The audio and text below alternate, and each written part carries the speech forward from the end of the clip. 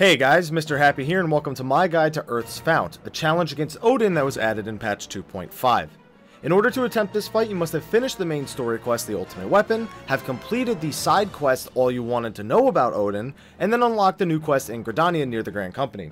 The minimum item level to enter this fight is 95, but it rewards low item level vanity gear. This fight is split into 3 phases, as well as having an enrage timer of 6 minutes. If you would like to skip to a specific phase, you can use the index in the top left of the video at any point. Phase 1 will last until 60% of Odin's HP. In this phase, Odin mostly just uses a bunch of avoidable AoEs. Odin will likely start the fight using Valknut, a point-blank AoE around him. Just move out of melee range every time he casts it. He'll also likely use Sangital, a hard-hitting attack that will be used on the current tank. Defensive cooldown, Stone Skin, and Eloquium will help survive this attack. The off tank can also tank swap while Sangital is being cast to ensure the main tank doesn't die to a quick auto attack right after it finishes. Odin's first big AoE is Hall of Sorrow, which is just a room-wide AoE that hits moderately hard. While he does use it alone at first, he eventually couples this attack with other attacks like Gangrath and Gungnir, so be ready for big AoE healing. Soon into the fight, Odin will begin targeting players with Hall of Lead. This attack will choose random players other than the tank and hit them with an AoE that inflicts damage and a slow effect, which you can Asuna off. It's recommended all the ranged and healers spread out to prevent hitting each other with this attack. While it does prefer ranged and healers, it can target the melee as well, especially if they ever move out of melee range of Odin, so don't all stand on the same side as Odin as the melee DPS. Hall of Stone will be the next attack players encounter. This will target several players in the raid and attempt to hit them with a small AoE. If it hits, it'll deal high damage and petrify them for a few seconds, so just avoid these AoEs as they're coming out. Now as Odin's HP drops more and more, he will begin using this attack much more frequently, and even summoning multiple AoEs targeting the same player, so be prepared to do a lot more dodging later in the fight. Also, unlike the encounter at Fan Festival, this attack cannot be stunned. His final attack for Phase 1 will be Gangrath. Occasionally, you may see Odin lean back and throw a spear into the air. When he does this, he immediately follows up with Hall of Sorrow before several red spears appear along the outside of the arena.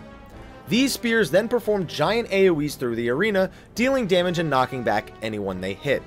Odin also tends to use Valknut during this, so just be ready to dodge all the AoEs and you won't take much damage. Here are the 4 patterns that he can use. Now this footage comes from the Fan Festival version, but the patterns are the same.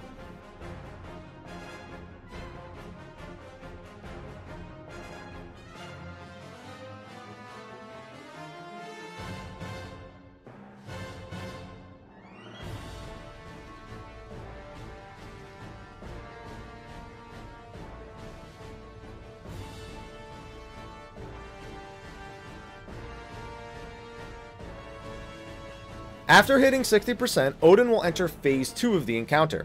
He still uses all the moves from Phase 1, though much more frequently. This includes targeting more people with Hall of Stone and Hall of Lead. He also gains access to 2 new attacks. The first move he gains access to is Einherjar. This move will hit the raid for high AoE damage and place a bleed effect on everyone that deals several hundred damage a tick. Now at Fan Festival this attack could be silenced. In this fight, we tried silencing and stunning it to no effect, so you'll just have to heal through it. You can Asuna the bleeds off of people, but if you're going to try and do this, make sure each healer has assigned players to Asuna and that you don't neglect any of the other damage coming out of Odin, especially Sangital. Divine Seal Medica 2 and Arouse Whispering Dawn can help a lot, especially when coupled with Odin's other Phase 2 attack. Shortly into Phase 2, after Odin uses Einherjar for the first time, Odin will then target 3 players with a mark and a giant circle around them. When the circle disappears, a Gungnir will come crashing down in that location at the same time a Hall of Sorrow is cast, dealing damage to anyone in the Gungnir AoEs on top of the Hall of Sorrow AoE. The 3 marked players should spread away from each other to prevent overlapping damage. Make use of A, B, and C markers as seen here to help guide players to empty spots in the room. Now these 3 Gungnirs will then become targetable enemies that put a bleed on the entire room, dealing about 500 damage per tick.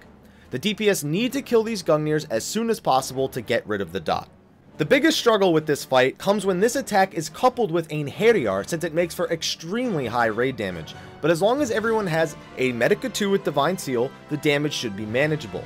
Just remember, Odin is still using all of his normal attacks, including Hall of Stone, Gangrath, Hull of Sorrow, Valknut, and Sangatal, so don't tunnel vision on raid healing. Remember to dodge AoEs and keep the tank alive as well. You'll continue dealing with all these mechanics until 15% of Odin's HP, or until you hit the 6-minute enrage timer. When either of these things happen, Odin will run to the middle of the room and begin casting Shinzan Tetsuken. When this attack finishes casting, everyone will die, so drop everything you were doing and go all out DPS on Odin, including your DPS limit break. Now keep in mind he can do this even if Gungnir's are out, so just throw a quick Medica 2 or Whispering Dawn and ensure that the healers are DPSing Odin as well. Finish off his HP and congratulations on your victory against the Dark Divinity. The chest after you win is, for some reason, really big, and remember that Odin just drops vanity items in the chest. Anyway, thanks for watching this guide. If you enjoyed it, be sure to like, favorite, subscribe, and share, and check out all of my other videos for all the latest guides for Final Fantasy XIV. But anyway guys, thank you for watching the video, and I'll see you guys next time. Take care.